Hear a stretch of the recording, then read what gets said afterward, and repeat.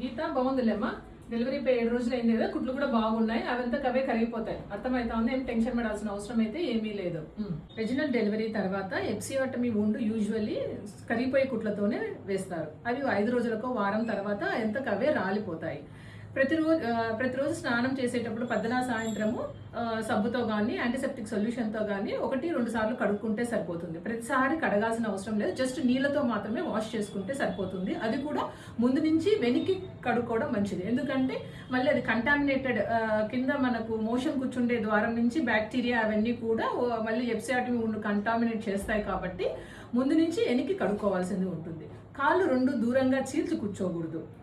దీనివల్ల ఎందుకంటే అప్పుడే పచ్చి ఉండు కాబట్టి వాటి మీద ప్రెషర్ పడి మళ్ళీ ఓపెన్ అయ్యే ఛాన్సెస్ ఎక్కువగా ఉంటాయి. యూరిన్ మంటగా రాకుండా చూసుకోండి.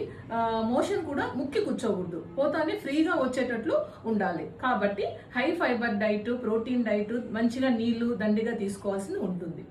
ఇంకొకటి పోతే ఎప్పుడైతే ఏమన్నా పెయిన్ఫుల్గా ఉన్నా కానీ, బ్లీడింగ్ అవుతా ఉన్నా కానీ, కింద స్టిచెస్ టైట్గా అనిపించినా కానీ, స్మెల్ వస్తున్నట్లు ఉన్నా కానీ, ఎక్కువ తెల్లమైలు అవుతున్నా కానీ, జ్వరం ఏమన్నా వచ్చినా కానీ వెంటనే హాస్పిటల్కి వచ్చి డాక్టర్కి చూపించుకోవాల్సి ఉంది.